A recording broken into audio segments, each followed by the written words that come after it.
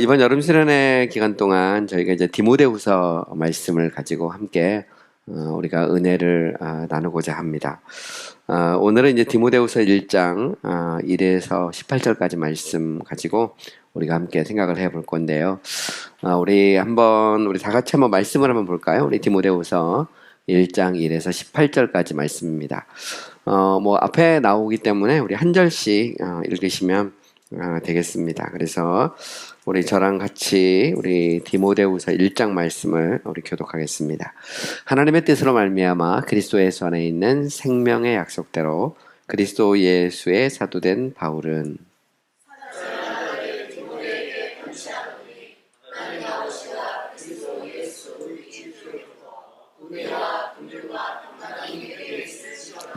내가 밤낮 간구하는 가운데 쉬지 않고 너를 생각하여 정결한 양심으로 조상적부터 섬겨오는 하나님께 감사하고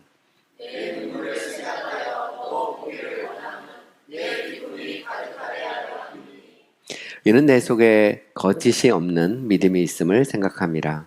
이 믿음은 먼저 내 외조모 로이스와 내 어머니 유니게 속에 있더니 내 속에도 있는 줄을 확신하노라.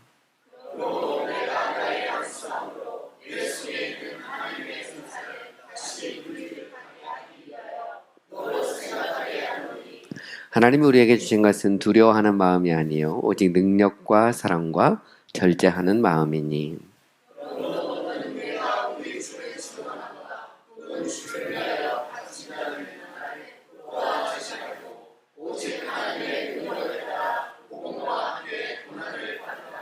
하나님이 우리를 구원하사 거룩하신 소명으로 부르심은 우리의 행위대로 하심이 아니요 오직 자기의 뜻과 영원 전부터 그리스도 예수 안에서 우리에게 주신 은혜대로 하심이라.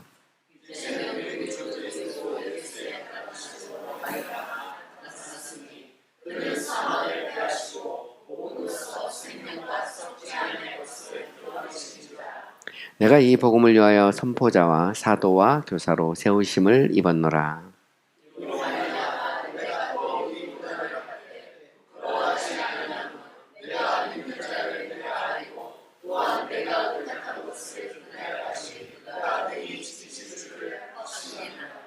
너는 그리스도 예수 안에 있는 믿음과 사랑으로서 내게 들은 바 바른 말을 본받아 지키고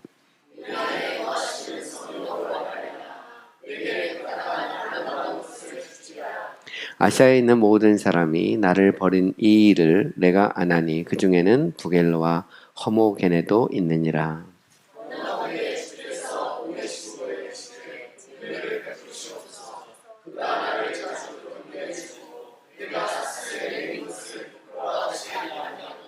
로마에 있을 때에 나를 부지런히 찾아와 만났음이라.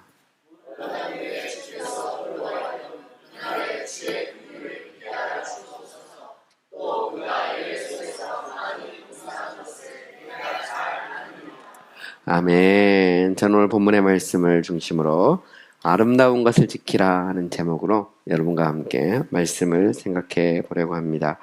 오늘 본문 1장의 핵심 구절은 디모데후서 1장 13에서 14절까지 말씀이고요.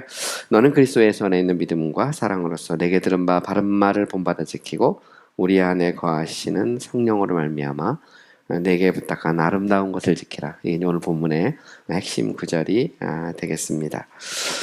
우리가 이제 디모데후서를 알려면 디모데후서를 바울이 어떤 정황에서 어느 때 썼는지를 알아야 됩니다. 바울이 이제 디모데후서를 쓸 때 정황이 매우 좋지 않았습니다. 바울은 이제 로마 감옥에 갇혀 있었고요. 또한 자신의 임박한 죽음에 대해서 예견하고 있었습니다. 디모데후서 4장 6절에 보면 이런 말씀이 있어요. 전제와 같이 내가 벌써 부어지고 나의 떠날 시각이 가까웠도다. 이 편지는 이제 바울이 마지막 이 세상을 떠나기 전에 당시 로마 감옥에 갇혀 있으면서 쓴 편지라는 것을 우리 이제 이 말씀을 통해서 알 수가 있죠. 우리가 이제 디모데에게 쓴 편지가 이제 두 개예요. 디모데 전서가 있고 디모데 후서가 있습니다. 바울이 이제 디모데 후서를 쓸 당시는 디모데 전서를 보내고 약 한 5에서 6년 정도 이렇게 흐른 그런 시기였습니다. 바울은 이제 디모데 전서를 쓸 당시만 해도 로마 감옥에 이렇게 수감되어 있다가 잠시 풀려났어요. 그때 이제 전도 여행을 하면서 당시 그 마게도냐의 이제 빌립보에서 에베소에 있던 자신의 후계자요 제자였던 디모데에게 편지를 썼어요. 이때만 해도 이제 바울은 자신의 죽음에 대해서 생각하고 있지 않았습니다. 하지만 이제 디모데후서를 쓸 당시 바울은 자신의 임박한 죽음에 대해서 예견하고 있었어요. 디모데후서를 보통 이제 학자들은 말할 때 서기 한 67년경에 썼다고 말하고 있거든요. 근데 이때가 바로 바울이 사망하던 때입니다. 바로 그 직전에 바울이 쓴 마지막 편지, 그것이 바로 이제 디모데 후서입니다. 당시 이제 로마의 황제는 이제 네로였고요. 네로는 서기 54년에 로마 황제가 됐어요. 근데 이제 서기 64년에 당시 이제 로마 시내에 큰 대화재가 나서 도시의 절반이 소진되는 사건이 일어납니다. 이 사건이 일어난 뒤로 당시 이제 로마 사람들이 이 네로의 무능력, 특별히 정치적 무능력에 대해서 막 비난을 하자 네로가 자신의 비난을 외부로 돌리고자 이제 기독교인들이 이 화제의 주범이다. 그래서 당시 막 기독교인들을 일종의 희생제물로 삼았어요. 그래서 당시 기독교인들을 막 핍박하기 시작했는데 아마 이제 바울도 이 사건을 계기로 아마 로마의 감옥에 수감되지 않았을까 이렇게 보통 추측을 합니다. 어쨌든 이제 바울은 어떤 연유인지 정확하게 알 수 없지만 이렇게 디모데 이렇게 후서를 이렇게 읽어보면 형제와 자매들이 다 떠났고요. 당시 이제 누가만 홀로 남아서 바울의 곁에서 그를 지키고 있었습니다. 이제 바울은 이제 선한 싸움 다 싸우고 달려갈 길 마치고 믿음을 지켰죠. 이제 그에게 남아 있는 것은 장렬하게 순교하고 영원한 천국에 가서 자신을 위해 준비한 의의 면류관을 받는 것밖에는 없었습니다. 이제 죽음을 앞두고 있는 노 사도로서 바울은 자신의 제자이자 후계자이고 당시 이제 그 이 에베소에서 사역을 하고 있던 디모데에게 마지막 편지를 통해서 그를 격려하고 있는 것입니다. 이제 뭐 얼마 안 있으면 이 땅을 떠날 사도로서 바울의 관심은 자신의 어떤 안위에 있지 않았어요. 바울의 관심은 이제 자신의 영적인 아들이자 후계자였던 디모데가 이제 자신의 사역을 이어받아서 성공적으로 자신의 사역을 잘 감당하기를 원했습니다. 바울이 생각했던 디모데는 뭐 훌륭한 사역자죠. 하지만 다소 좀 이렇게 소심하고 다른 사람들의 말에 잘 미혹이 되는 그런 성격이었던 것 같아요. 그래서 디모데 전서를 보면 바울이 디모데에게 권면할 때 보면 흔들리지 말고 충성되게 자신의 사역을 감당하라 이렇게 권면을 하고 있습니다. 가령 뭐 디모데전서 1장 18절에 보면 이런 말씀이 있어요. 아들 디모데야, 내가 네게 이 교훈으로서 명하노니 전에 너를 지도한 애언을 따라 그것으로 선한 싸움을 싸우며 믿음과 착한 양심을 가지라 이렇게 권면하거든요. 또 디모데전서 4장 6절에 보면 그리스도의 좋은 일꾼이 되라 이렇게 권면하고 있어요. 12절에 보면 또 이런 말씀도 있습니다. 누구든지 너의 연소함을 업신여기지 못하게 하고 오직 말과 행실과 사랑과 믿음의 정절에 있어서 믿는 자의 본이 되며 모든 일에 전심전력하여 너의 성숙함을 모든 사람에게 나타내라 이렇게 디모데 전서에서 권면을 하고 있습니다. 이제 디모데 후서에 보면 바울의 관심은 디모데가 자신의 후계자로 목회자로 성공적인 사역을 감당하기를 원했어요. 그래서 오늘 이제 본문을 보면 바울은 크게 세 가지를 권면합니다. 첫 번째는 두려워하지 말고 담대해라. 두 번째는 복음과 함께 고난을 받으라. 세 번째는 아름다운 것을 지키라. 이렇게 권면하고 있습니다. 그래서 우리가 이 세 가지를 오늘 본문을 중심으로 좀 생각해 보려고 그래요. 첫 번째로 바울은 자신의 후계자고 또 이제 자신이 떠나고 나서도 계속해서 이제 사역을 감당할 디모데에게 두려워하지 말고 담대해라 이렇게 권면하고 있습니다. 여러분 이제 모세가 이제 이 세상을 떠나고 여호수아가 당시 이스라엘 백성을 이끌 때도 보면 하나님께서 여호수아에게 나타나서 강하고 담대하라. 내가 너와 함께 함이라. 이렇게 말씀하는 것을 볼 수 있어요. 여러분, 바울도 마찬가지죠. 이제 디모데에게 다른 무엇보다도 두려워하지 말고 담대할 것에 대해서 권면을 하고 있습니다. 오늘 보면 이제 1절과 2절을 이렇게 잘 보시면, 이제 바울은, 이제 디모데에게 사랑하는 아들 디모데야. 이렇게 권면하고 있습니다. 1절 한번 띄워보실래요? 1절. 네, 말씀 1절 한번 보여주세요. 1절을 보시면 사랑하는 아들 디모데 이렇게 말하거든요. 그런데 조금 2절까지만 보세요.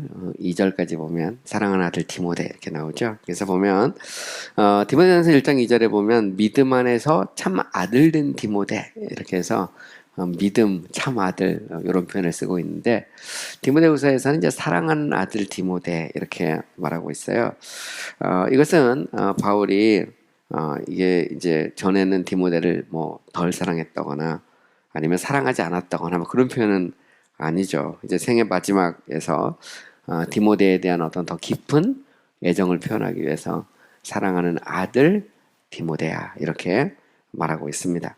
이제 바울은 이제 이 땅에서의 그 삶과 사역을 마무리하고 있었어요. 바울은 이제 자신의 삶이 얼마 남지 않았다는 사실을 알고 있었습니다. 그래서 이제 바울은 이제 디모데에게 마지막 편지를 쓰면서 하나님의 뜻으로 말미암아 그리스도 예수의 사도이며 그리스도 예수 안에 있는 생명의 약속을 가지고 있는 것에 대해서 말하고 있습니다. 여러분, 바울은 이제 사도가 되고 싶어서 사도가 된 것은 아니에요. 하나님의 뜻을 따라서 하나님의 주권적인 뜻을 따라서 사도로 부르심을 받았어요.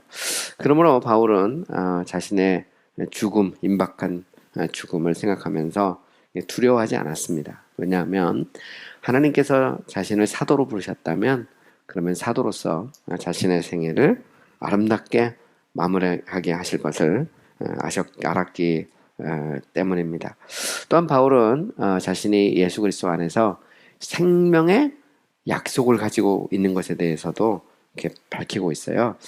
여러분, 이제 바울은 다메섹 도상에서 부활하신 그리스도를 만났잖아요. 근데 우리 예수 믿는 사람의 특징은 뭐냐면 우리에게는 썩지 않고 영원히 지속되는 생명을 가지고 있다는 것입니다. 그래서 이제 1절에서도 보면 바울은 바로 자신이 이 썩지 아니할 생명을 가지고 있다라고 하는 사실을 밝히고 있습니다. 여러분, 이제 복음이라고 하는 것은 우리에게 영생을 선물로 주죠. 그래서 요한복음 3장 16절에도 보면 그를 믿는 자마다 멸망하지 않고 영생을 얻게 하려 하심이라 이렇게 말하고 있어요. 디모데후서 1장 10절에서 바울은 그는 사망을 패하시고 생명과 썩지 아니할 것을 드러내신지라 이렇게 말하고 있어요. 바로 예수님께서는 십자가로 사망을 패하시고 생명과 썩지 아니할 것을 얻으셨죠. 그래서 바울은 당시 이제 로마 감옥에 갇혀 있고요. 그리고 네로의 그런 어떻게 보면 마지막 사형 집행을 기다리고 있던 그런 사람이었는데 바울은 그곳에서 두렵지 않았어요. 왜냐하면 비록 네로가 자신의 육신의 생명은 빼앗아갈지 모르지만 자신의 영적인 생명은 빼앗아갈 수 없다는 사실을 잘 알고 있었기 때문이죠. 여러분이 예수 믿는 사람들 이 세상에서 두려워하지 않고 강하고 담대하게 우리가 살고 또 사역자로서 우리가 사역을 감당할 수 있는 이유가 있죠. 그것은 하나님께서 우리를 부르신 거예요. 사도로 부르시고 아니면 뭐 사역자로 부르시고 아니면 또 성도로 부르시고 그러니까 하나님이 우리를 부르신 것이죠. 또한 우리 안에 썩지 않는 생명이 있어요. 그렇기 때문에 우리에게 두려움이 없는 것이죠. 바울도 마찬가지입니다. 디모데에게 자신이 누구인지 밝히면서 바울은 내가 사도고 또 내 안에 썩지 않는 생명이 있다는 사실을 명확히 밝히고 있죠. 그러므로 두렵지 않다. 그것은 디모데에게 보면 역시 디모데도 마찬가지죠. 디모데를 사역자로 세우신 분도 하나님이시고 또 디모데에게 썩지 않는 생명을 주신 분도 하나님이시라는 것이죠. 그러므로 우리가 이 세상에서 살 때 두려워할 필요가 없다는 것입니다. 또 한 나아가서 바울은 디모데에게 은혜와 긍휼과 평강으로 안부를 전하는 것을 볼 수 있어요. 여기서 보면 이제 긍휼, 평강, 우리 2절에 보면 나옵니다. 그래서 은혜와 자비와 평강으로 안부를 전하는데 여기서 보면 은혜와 긍휼과 평강에서 긍휼이라는 말이 나와요. 이 긍휼이라고 하는 말을 다른 말로 자비로 이렇게 번역하기도 합니다. 근데 되게 재밌는 게 있어요. 바울은 이제 이렇게 편지를 쓸 때 보면 일반 성도들을 향해서 쓸 때는 은혜와 평강 두 가지만 이야기합니다. 그런데 이렇게 디모데와 같은 사역자에게 편지를 쓸 때는 국률 혹은 자비라고 하는 말을 같이 집어넣고 있어요. 그래서 편지를 쓸 때 은혜와 국률과 평강이 내게 있을지어다 보면 이 국률이라는 말이 이렇게 들어갑니다. 이것은 무엇을 의미할까요? 여러분, 은혜라고 하는 것은 평강의 원천이죠. 그리고 평강이라는 것은 은혜의 열매입니다. 그런데 그 사이에 국률을 이렇게 이야기를 해요. 그것은 무엇을 의미하냐면 우리가 이제 사역자로서 우리가 사역을 감당할 때 뭐 사역자가 무슨 완벽해서 사역을 하는 것은 아니죠. 뭐 저도 마찬가지입니다. 저도 보면 연약하고 부족하죠. 근데 우리가 사역을 감당할 수 있는 이유는 뭐냐면 하나님의 국률 때문에 그래요. 하나님의 자비하심 때문에. 이런 면에서 바울은 이제 디모데에게 편지를 쓸 때 은혜와 국률과 평강이 너에게 있을지어다 이렇게 말하고 있는 것을 볼 수 있죠. 그래서 바울은 자신이 하나님의 뜻으로 사도된 것과 자신 안에 썩지 않는 생명이 있는 것과 또한 하나님의 자비로, 그죠? 하나님의 국률로 자신이 사역을 감당하고 있다는 사실을 밝히고 있는 것입니다. 디모데를 향해서도 역시 마찬가지죠. 디모데가 담대하게 두렵지 않게 사역을 감당할 수 있는 이유는 그를 사역자로 세우신 분도 하나님, 또한 그에게 주신 생명 또한 썩지 아니할 뿐만 아니라 그가 연약하고 부족해도 하나님께서 자비를 베푸셔서 사역을 감당하게 하실 것이기 때문에 두려워하지 말라 이렇게 말하고 있는 것입니다. 그러면서 더 나아가서 이제 3절과 4절을 보면 바울은 이제 디모데를 향한 그런 기도와 개인적으로 그를 보고 싶어하는 어떤 열망 같은 거를 표현하고 있어요. 그래서 오늘 본문 3절에 이렇게 나오죠. 내가 밤낮 간구하는 가운데 쉬지 않고 너를 생각하여 청결한 양심으로. 여기 보면 바울은 자신이 밤낮으로 기도했다 이렇게 말하고 있어요. 여러분, 지금 바울은 지금 감옥에 갇혀 있거든요. 그리고 이제 바울은 곧 자신이 형장의 이슬로 사라질 것을 알고 있어요. 근데 이 감옥에서 바울은 계속해서 기도를 합니다. 사실 뭐 감옥에서 할 일이 뭐가 있겠어요. 바울이 그곳에서 기도하면서 특별히 자신의 후계자고 또 자신의 영적인 제자이자 아들인 디모데를 위해서 밤낮으로 쉬지 않고 기도하고 있는 것을 볼 수 있습니다. 또 한 번 나가서 바울은 감옥에 있으면서 막 디모데를 이렇게 생각을 했어요. 디모데를 생각하고 그를 위해서 기도하면서 오늘 본문을 잘 보면 선한 양심으로 조상적부터 섬겨오는 하나님께 감사하고 있는 것을 볼 수 있죠. 여러분, 조상적부터 섬겨오던 하나님은 이스라엘의 하나님이십니다. 바울은 뭐 어려서부터 성경을 배웠고요. 그는 유대교 전통을 따라서 바리새인이 됐던 사람이죠. 근데 그가 무지했을 때는 예수 믿는 사람을 막 핍박했지만 그러나 다메섹 도상에서 부활하신 그리스도를 만나고 난 이후부터는 그는 완전히 다른 삶을 살았습니다. 여러분, 사실 우리에게 있어서 만남이라는 것은 정말 정말 중요하죠. 특별히 이제 좋은 영적인 지도자 또 신실한 성도를 만난다고 하는 것은 우리의 가장 큰 축복이에요. 그래서 뭐 어느 분은 그런 얘기 듣습니다. 좋은 교회를 만나면 인생의 고민이 끝난다 이렇게 말하고 있는데 모르겠습니다. 정말 좋은 교회를 만나면 인생의 고민이 끝나는지는 모르겠는데 어쨌든 뭐 좋은 목회자, 그죠? 혹은 아니면 좋은 성도를 만나는 것은 뭐 굉장히 큰 축복이죠. 근데 어쨌든 당시 보면 이제 바울은 디모데를 이렇게 생각하면서 내가 조상적부터 섬겨오던 그 하나님, 그죠? 그 하나님을 믿고 따르는 디모데를 생각할 때 또 감사하기도 하고 또 그를 위해서 또 계속해서 기도하고 있는 것입니다. 그러면서 또한 더 나가서 참 바울은 참 이렇게 디모데를 이렇게 보고 싶어 했어요. 그래서 우리가 디모데후서를 읽어보면 바울이 이렇게 디모데에게 야, 너는 속히 내게로 오라 이렇게 부탁을 하고 있는 것을 볼 수 있습니다. 그리고 이제 디모데가 오게 되면 에베소 교회가 좀 어려움이 처할 수 있으니까 두기고라고 하는 이렇게 사역자를 보내. 내가 두기고를 보낼 테니까 너는 내게로 와라 이렇게 말하는 것이죠. 바울은 이제 자신이 이제 죽을 날이 얼마 안 된 걸 알고 있거든요. 그래서 마지막 죽기 전에 정말 사랑하는 아들, 정말 그 디모데를 정말 보고 싶어 했어요. 그래서 오늘 본문 4절에 보면 내 눈물을 생각하여 너 보기를 원하면 내 기쁨이 가득하게 하려 함이니 이렇게 말하고 있어요.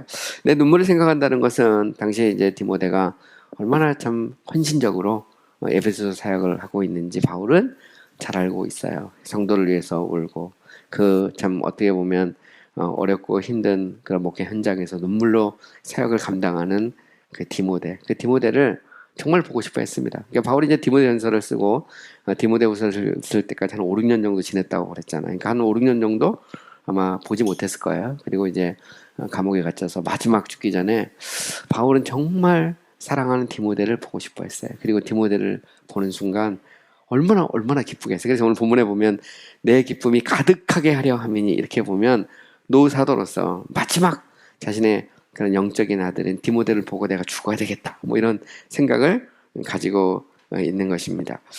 저도 이렇게 미국에 이렇게 우리 아이들이 유학하고 있을 때 보면 아이들을 되게 보고 싶어 했어요. 근데 막상 뭐 와보니까 별건 아닌데, 어쨌든 보면 뭐 되게 보고 싶더라고요. 떨어져 있으면. 근데 제가 옛날에 영국에서 유학할 때 저희 아버님이 이제 이렇게 위암으로 돌아가셨거든요. 돌아가시는데 갑자기 이제 아버님이 위독하시다고 연락이 왔어요. 그래서 제가 급하게 한국에 잠깐 귀국을 했는데, 아버지가 이제 이렇게 식사도 못 하시고 거의 보름 이상 식사를 못 하셨대더라고요. 근데 마지막까지 아버지가 이렇게 운명을 못 하시는 거예요. 그 이유는 뭐냐면 저를 기다리는 거죠. 저를. 그리고 나서 저를 딱 보고 나서 확인하고 그리고 그날 밤에 이렇게 운명을 하셨거든요.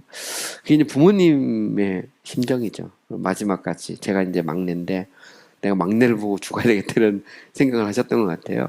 근데 사실 보면 바울도 마찬가지입니다. 바울도 이제 자신의 임박한 죽음을 알고 있었거든요. 내가 이제 살 수 있는 가망성이 없다. 그래서 바울이 이제 마지막 편지를 보내면서 디모데야 속히 와라. 내가 정말 너를 보고 싶고 내 안의 기쁨이 정말 충만했으면 좋겠다. 이 말은 어떻게 보면 뭐 어떤 이기적인 마음 그런 것보다는 바울이 결혼을 안 했잖아요. 그리고 디모데를 아들이라고 계속 부르거든요. 사랑하는 아들, 영적인 아들이거든요. 그러니까 마지막 죽기 전에 자신의 후계자고 아들은 디모데를 보고 내가 죽어야 되겠다 그런 생각을 가지고 있는 것입니다. 그래서 이제 디모데후서는 바울의 어떤 개인적인 어떤 그런 관계에서 오는 간절함 뭐 이런 것들도 그 안에 들어 있는 것이죠. 그래서 마치 부모가 마지막 죽기 전에 자녀를 위해서 막 기도하고 그리고 꼭 보고 싶고 뭐 이런 거 똑같아요. 바울도 막 디모데를 위해서 밤낮으로 기도하고 그리고 조상 때부터 섬겨오던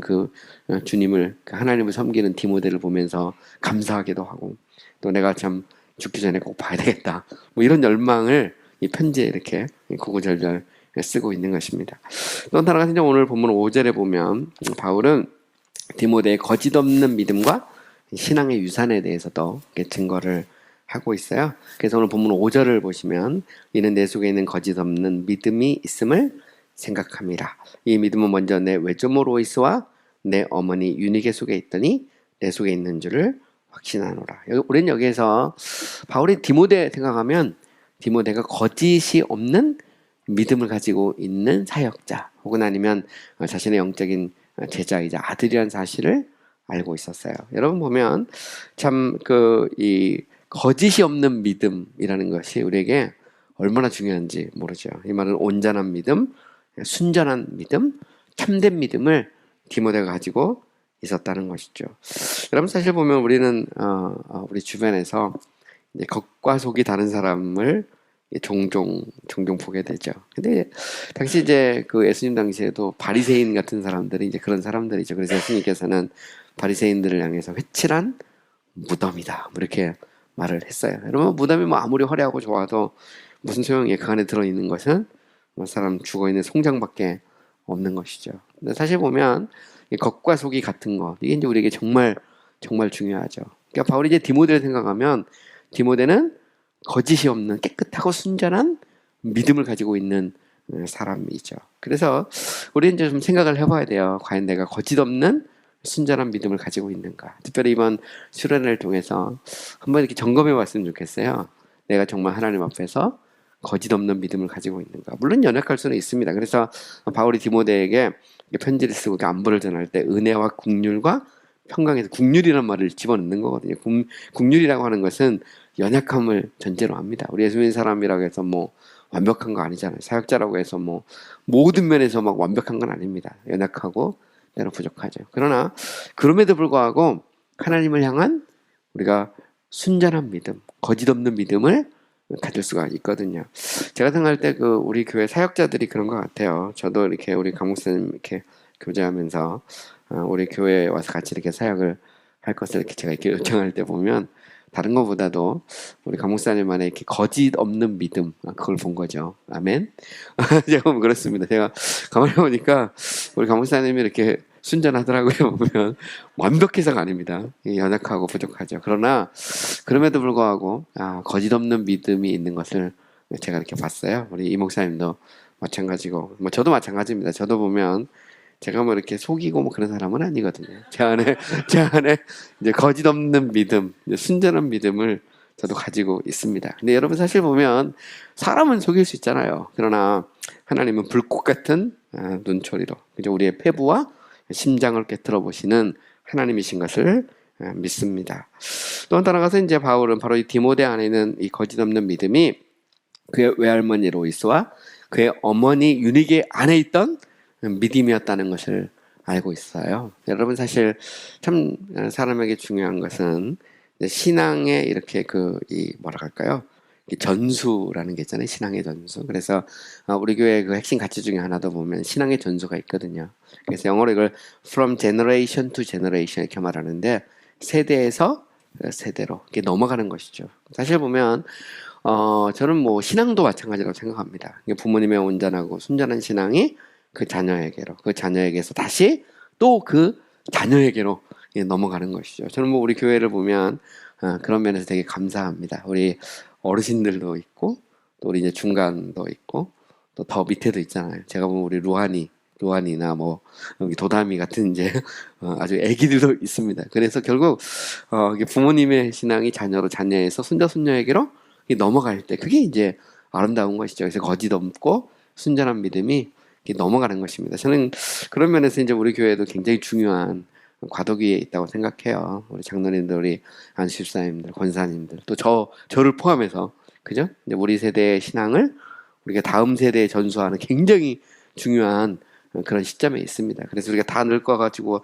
그때 뭐 넘기려고 생각하면 그건 너무 늦고 저는 하나님이 꼭 필요할 때 하나님께서 우리 교회에 그런 일을 시작하게 하셨다 그런 생각을 하게 됩니다. 그래서 건강한 교회라는 것은 온 세대가 다 같이 있는 것이죠. 그리고 앞에 있는 세대가 다음 세대에 계속해서 우리의 신앙을 거짓 없는 믿음을 전수하려고 준비를 하는 겁니다. 그리고 그 일을 해나갈 때 건강하고 아름다운 교회가 되는 것이죠. 그런 면에서 저는 뭐 우리 교회가 앞으로 한 3대쯤 이렇게 생각하면 좋겠어요. 그래서 목회자도 저를 넘어서 우리 강 목사님 세대를 넘어서 또 다른 세대를 바라보면서 계속해서 준비하고 기도하고 가면 저는 전통 있는 교회, 그죠? 또 하나님 앞에 쓰임 받는 그런 아름다운 교회가 되지 않을까 그렇게 생각을 합니다. 여러분 사도 바울도 마찬가지. 사도 바울은 그 생각을 하고 있는 겁니다. 그래서 바울은 디모데에게 내가 강하고 담대하고 두려움 없이 신앙생활을 할 때 없는 것을 말하는 게 아니에요. 바울은 그 안에 있는 것을 다시 떠올리면서 그로 하여금 그 순전한 믿음을 가지고 내 조상 때부터 섬겨왔고 할아버지 할머니 또 그리고 그 어머니에게서부터 물려받은 그 신앙을 굳게 붙잡고 지켜라 이렇게 권면하고 있는 것이죠. 또한 6절에 7절에 보면 바울은 이제 이 디모데가 다시 오기를 원하는 이유가 있어요. 그 이유는 뭐냐면 마지막 가기 전에 디모데에게 다시 한번 이렇게 안수해서 기도하고 하나님께서 참 이렇게 디모데를 사역자로 세울 때 그 주셨던 그 소명, 그 주셨던 은사 그것을 다시 한번 막 이렇게 불릴 듯 이렇게 일어나게 하기를 원했어요. 여러분 사실 바울은 뭐 위대한 사도잖아요. 바울이 가는 곳마다 기적이 일어났고 또 바울이 가는 곳마다 복음이 전해지고 교회가 세워졌잖아요. 저도 바울이 있으면 마지막 죽기 전에 가서 안수를 이렇게 딱 받고 싶어요. 이렇게 보면 저도 받고 싶은데 어쨌든 디모데를 부르는 목적 중에 하나가 그겁니다. 이게 보면 노사도로서 이제 죽기 직전에 내가 디모데 너 꼭 불러가지고 네가 좀 안수 받을 때 그때 하나님이 주셨던 특별한 은사를 내가 다시 한번 불러일으켰으면 좋겠다. 이게 이제 6절하고 7절 말씀이죠. 그러므로 내가 나의 안수함으로 이 내 속에 있는 하나님의 은사를 다시 불릴 듯 하기 위하여 너로 생각하게 하노니. 그래서 바울은 마지막 내가 떠나기 전에 너한테 한번 기도 한번 해줘야 되겠다. 그 생각을 한 겁니다. 그리고 내게 주신 그 은사, 그죠? 그리고 너에게 주신 그 은사를 정말 하나님께서 정말 불릴 듯 이렇게 세우고, 그리고 내게 주신 그 소명과 은사가 너에게 이렇게 전수되기를 원하는 것이죠. 마치 이제 엘리야에게서 엘리사에게로 이렇게 넘어가는 것처럼, 바톤이 체인지 되는 것처럼 바울은 디모데에게 그 일을 하고 싶어 했습니다. 자, 그 다음에 두 번째로 크게 보면, 바울은 이제 8에서 12절까지 보면 이제 복음과 함께 이 고난을 받을 것에 대해서 이야기를 해요. 첫 번째는 이제 정말 두렵워하지 말고 내게 주신 그 은사, 내가 갖고 있는 순전한 믿음을 가지고 강하고 담대하게 생각할 것을 원했다면, 이제는 이제 바울은 이제 복음과 함께 고난을 받을 것에 대해서 권면을 8에서 12절까지 보면 권면하고 있습니다.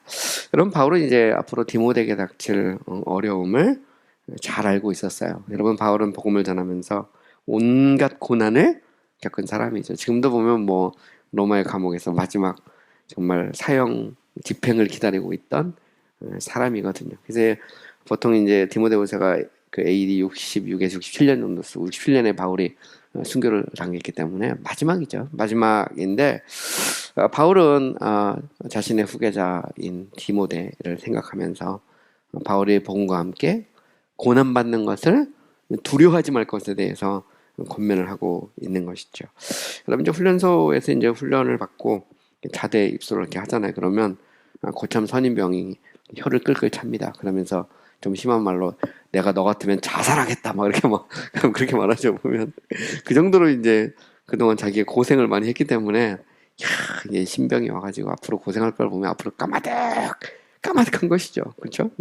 목사님들 그렇습니다. 목사님들은 특별히 이렇게 개척을 해본 목사님들은 이렇게 후배 목사가 와가지고 교회 개척하겠다 그러면 혀를 끌끌 찹니다. 야, 이걸 어떻게 할까? 제가 하는 목사님 그러더라고요. 제가 하는 목사님이 갑자기 자기 아들이 신학을 해서 목사가 되겠다고 그런다는 거예요. 자기가 개척을 2번 했는데 정말 죽을 뻔했는데 아들이 신학을 해서 목사가 된다는데, 그분 표현이 그래. 아들이 신학교에 가서 목사가 되겠대 이렇게 표현하는 거면서 내가 앞이 깜깜하고 내가 정말 내가 진짜 앞이 깜깜하다라는 거예요. 야, 어떻게 그걸 또 하려고 그러냐, 너같이 뭐 이런 생각을 이제 했다는 겁니다. 사실 보면 뭐 바울도 마찬가지죠. 바울도 디모데를 향해서 볼 때 참 보면 앞으로 자신도 힘들게 살았잖아요. 복음 전하면서. 그런데 디모데가 복음과 함께 고난을 받을 것에 대해서 바울은 생각을 하는 거예요. 그러면서 바울은 지금 이제 자신도 지금 감옥에 갇혀 있는데 권면을 합니다. 나를 부끄러워하지 말고 복음과 함께 고난을 받으라. 그래서 오늘 보면 8절에 보면 이렇게 말하죠. 그러므로 너는 내가 우리 주를 청언함과 또는 주를 위하여 갇힌 자 된 나를 부끄러워하지 말고, 여기 보면 바울이 나를 부끄러워하지 마라 이렇게 말하고 있죠.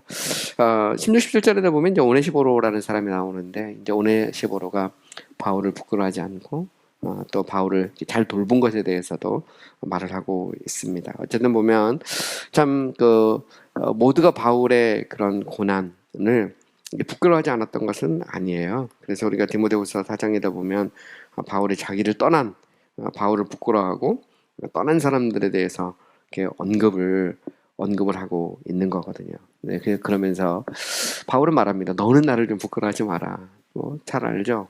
사실 디모데는 바울이 무슨 범죄를 해서 지금 감옥에 가 있는 것도 아니고, 그리고 사형 선고라는 것은 뭐 극형이잖아요. 보면 아주 뭐 심각한 그런 그 범죄를 저지른 사람만 이게 사형 선고를 받고 죽는 건데, 바울은 뭐 복음 전하다가 죽는 거잖아요. 그러니까 나를 부끄러워하지 말라 이렇게 말하죠.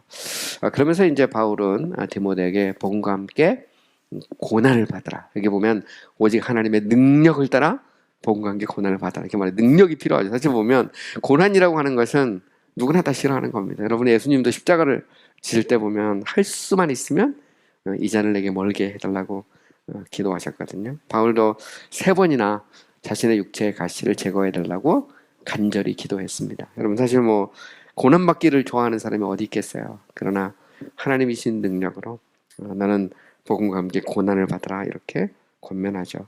사실 여러분, 고난이라고 하는 것은 그리스도인의 삶의 일부분입니다. 여러분, 예수님도 십자가의 고난을 당하셨잖아요. 우리는 예수님의 제자고 우리가 이 세상에서 그리스도 일꾼으로 살다 보면 믿음으로 살다 보면 어려움이 이렇게 겪게 돼 있거든요. 이런 면에서 사실 우리는 나는 예수는 잘 믿고 고난을 안 받았으면 좋겠다 그러는데 그거는 좀 모순되는 겁니다. 우리가 정말 바르게 신앙생활을 하다 보면 이 세상 속에서 고난을 받을 수도 있죠. 그래서 베드로전서 2장 20절에도 보면 이런 말이 나와요. 이를 위하여 너희가 부르심을 받았으니 그리스도도 너희를 위하여 고난을 받으사 너희에게 본을 끼쳐 그 자취를 따라오게 하려 하셨느니라. 여러분 보면 사도 베드로도 말하거든요. 그리스도의 그 본을 따라서 너희도 고난받게 하려 한다 이렇게 말하죠. 3장 17절에도 보면 선을 행함으로 고난을 받는 것이 하나님의 뜻일진데 악을 행함으로 고난을 받는 것보다 나으니라 이렇게 말하고 있습니다. 여러분 디모데후서 3장 12절에도 보면 무릇 그리스도 예수 안에서 경건하게 살고자 하는 자는 박해를 받으리라 이렇게 말합니다. 여러분 12절에도 보면 이로 말미암아 내가 또 이 고난을 받되 부끄러워하지 아니함은 내가 믿는 자를 내가 알고 또한 내가 의탁한 것을 그날까지 그가 능히 지키실 줄을 확신함이라 이렇게 말하고 있습니다. 바울은 자신이 섬기는 자가 누구이고 또한 자신이 마지막 소명을 이렇게 감당할 때까지 하나님께서 자기를 지켜주실 줄 확신하고 있는 것이죠. 그러므로 바울은 복음과 함께 고난 받는 것을 두려워하지 마라 이렇게 디모데에게 권면하고 있습니다. 그러면서 이제 또한 더 나가서 바울은 그런 바울이 더 나가서 바울 자신뿐만 아니라 디모데가 이렇게 이제 복음과 함께 고난을 받는다고 할 때 그 복음이 어떤 복음인지에 대해서 오늘 본문 9에서 10절에 보면 간략하게 요약을 하고 있어요. 그래서 오늘 본문 9절 10절에 보면 이렇게 말하죠. 하나님이 우리를 구원하사 거룩한 소명으로 부르심은 우리의 행위대로 하심이 아니요 오직 자기의 뜻과 영원 전부터 그리스도 예수 안에서 우리에게 주신 은혜대로 하심이라.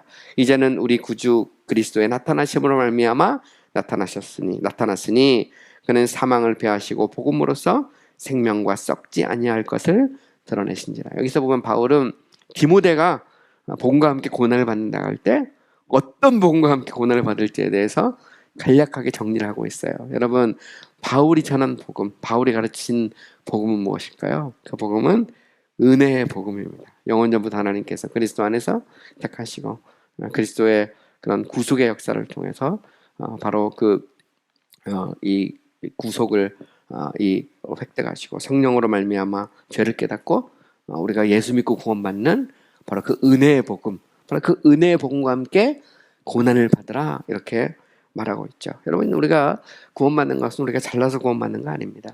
우리는 원래 그래요. 원래 보면 아담과 하와가 범죄한 이래로 하나님이 은혜 주지 않으면, 하나님이 우리의 속사람을 바꿔주지 않으면, 하나님께서 우리를 새롭게 하지 않으면 우리는 스스로 하나님을 믿고 하나님을 택하지 않습니다. 이런 면에서 바울이 전한 복음은 은혜의 복음이에요. 우리가 잘나서가 아니라 우리의 행위로 받는 그런 구원이 아니라 하나님께서 우리 가운데 역사하셔서 죄를 깨닫고 우리가 예수를 믿음으로 말미암아 구원을 얻는 바로 그 복음을 위해서, 그리고 그 복음과 함께 고난을 받으라 이렇게 바울은 권면하고 있죠. 그리고 바로 11절에 보면 바로 이 복음을 위해서 자신이 사도와 교사로 세우심을 받았다라는 사실을 명확하게 밝히고 있어요. 사실 보면 사람이 내가 무엇을 위해서 부름을 받았는가 그것을 아는 것은 되게 중요하죠.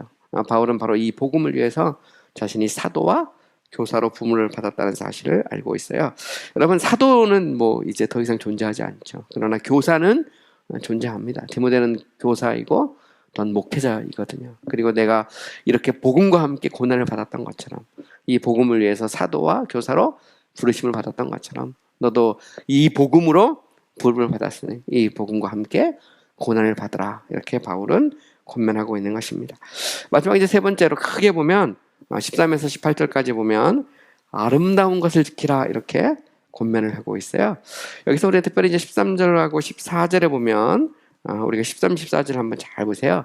이런 말이 나오죠. 너는 그리스도 예수 안에 있는 믿음과 사랑으로서 바른 말을 본받아 지키고 우리 안에 거하시는 성령으로 말미암아 내게 부탁한 아름다운 것을 지키라 이렇게 말합니다. 여기서 보면 바른 말이라고 하는 그 표현을 여러분 좀 주목해야 됩니다. 여러분, 바울이 아름다운 것을 지키라고 할 땐 두 가지예요. 하나는 뭐냐면 바른 말이고요.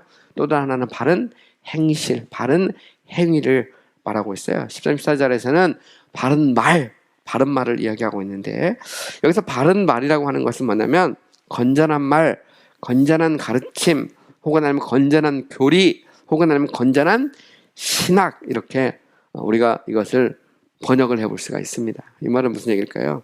여러분, 바울은 디모데에게 너는 아름다운 것을 지키라 이렇게 말할 때 첫 번째는 뭐냐? 그것은 성령께서 너의 가운데 역사하셔서 깨닫게 한, 그리고 내가 가르치고 내가 배운 그 복음, 바로 그 진리, 그 바른 그 신학, 그 바른 그 진리를 너는 지키라 이렇게 명령을 권면을 하고 있는 것이죠. 여러분, 우리가 이제 신앙생활을 우리가 제대로 하려면 성경의 진리를 바로 알아야 됩니다. 그걸 우리는 복음이라고도 표현하고요. 때로는 그것을 교리 혹은 아니면 신학이라고도 표현합니다. 우리는 복음과 신학, 복음과 교리 이것을 마치 이게 다른 것처럼 생각하는 경향이 있어요. 근데 사실 교리와 신학이라는 것은 성경이 말하고 있는 복음을 요약합니다. 요약해서 정리해서 이렇게 가르치고 선포하는 것을 우리는 교리 혹은 아니면 신학 이렇게 말하고 있는 것이거든요. 그래서 우리가 어떻게 하면 그리스도의 선한 일꾼으로, 좋은 일꾼으로 이 험악하고 참 어두운 세상 속에서 우리가 바르게 신앙생활하고 바르게 사명을 감당할 수 있느냐. 다른 무엇보다도 우리가 바른 말, 다시 말하면 바른 진리를 온전히 알아야 되는 것이죠. 이런 면에서 여러분, 기독교는 반지성적인 그런 기독교가 아닙니다. 기독교는 무조건 실천만 강조하고 우리가 성경의 바른 진리를 절대 무시하는 그런 종교가 아니에요. 그런 면에서 기독교는 계속해서 가르칩니다. 성경을 가르치고 말씀을 가르치고 그 말씀 속에서 하나님은 누구이시고 예수 그리스도는 누구이시고 나는 누구고 우리가 어떻게 해야 구원을 받고 교회는 무엇이고, 그죠? 마지막 때는 무슨 일이 일어나고, 이런 것들을 우리가 성경을 통해서 배울 수 있거든요. 그래서 바울은 지금 내가 너에게 가르치고 내가 깨달은, 정말 성령께서 내게 부탁한 바른 진리, 바른 말, 이것을 지키라 이렇게 바울은 권면하고 있는 것입니다. 또한 두 번째로 나가서 오늘 보면 15에서 18절에 보면 바울은 바른 말뿐만 아니라 바른 삶에 대해서도 언급을 하고 있어요. 그래서 오늘 보면 15절 쭉 읽어보면 제가 다 읽진 않겠지만 여기 보면 잘못된 사람들도 나와요. 부겔로, 호모게네처럼 이렇게 잘못된 사람도 나오고 있는데, 너는 이제 그런 사람들은 좀 멀리하고 너는 정말 좀 충성된, 그죠? 하나님께서 너에게 주신 그 충성된 그런 그 사명을 잘 감당할 것에 대해서 바울은 권면하고 있습니다. 여러분, 사실 사람마다 다 이렇게 달란트가 다르고요. 사람마다 또 하나님이 주신 은사가 다릅니다. 여러분, 사실 보면 우리가 은혜 받았다고 해서 다 목사가 되고 은혜 받았다고 해서 우리가 다 사역자가 되는 것은 아니죠. 고린도전서 12장 29절에도 보면 바울은 이렇게 말하고 있어요. 너희가 다 사도이겠느냐? 다 선지자이겠느냐? 다 교사이겠느냐? 다 능력 행하는 자이겠느냐? 이렇게 말하죠. 여러분, 우리가 그리스도의 아름다운 일꾼이라고 말할 때 그건 우리가 꼭 목회자만 일꾼은 아니거든요. 우리 성도들도 다 일꾼입니다. 그러면 오늘 본문에서 말하고 있는 것처럼 우리도 아름다운 것을 지켜야 되죠. 그중 하나는 뭐냐면 우리가 바른 말을 지켜야 되고, 두 번째는 우리가 정말 믿음 안에서 우리가 진리를 따라서 바르게 사는 것이죠. 그래서 오늘 15, 18절에 보면 제가 빨리 한번 읽어보면 이렇게 돼 있어요. 아시아에 있는 모든 사람이 나를 버린 이 일을 내가 안 하니 그 중에는 부겔로와 호모게네도 있느니라. 원하건대 주께서 오네시보로의 집에 국류를 베푸시옵소서. 그가 나를 자주 격려하고 내가 사슬에 매인 것을 부끄러워하지 아니하고 로마에 있을 때에 나를 부지런히 찾아와 만났습니다. 원하건대 주께서 그로 하여금 그날에 주의 국류를 입게 하여 주옵소서. 또 그가 에베소에서 많이 봉사한 것을 내가 잘 아느니라. 여기 보면 부겔로와 호모게네와 오네시보로를 이렇게 대조하고 있어요. 너는 오네시보로처럼 살으라는 말이죠. 쉽게 말하면 부겔로와 호모게네가 아니고요.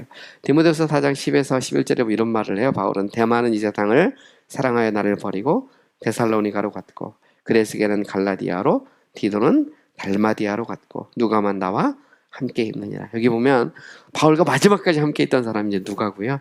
그리고 바울이 로마 감옥에 있을 때 그를 끝없이 도왔던 인물 중에 하나가 오네시모로죠. 그래서 바울은 디모데후서 1장에서 보면 바울은 이렇게 잘못된 사람에 대해서 이야기하고 오네시모처럼 충성된 사람에 대해서도 이야기하죠. 그래서 우리는 여기에서 그걸 배울 수 있어요. 아하, 우리가 정말 진리를 바로 아는 것도 중요하지만 오네시모처럼 정말 우리가 복음에 따라서 믿음으로 우리가 바르게 사는 것도 정말 중요하다는 사실을 알 수가 있는 것이죠. 그래서 우리는 이 말씀을 통해서 하나님 우리에게 주신 바른 신앙, 바른 삶을 우리가 아름답게 지켜야 된다라고 하는 사실을 이 말씀을 통해서 배울 수 있습니다. 그래서 어떤 이 말씀을 통해서 다시 정리를 해보면 그래요.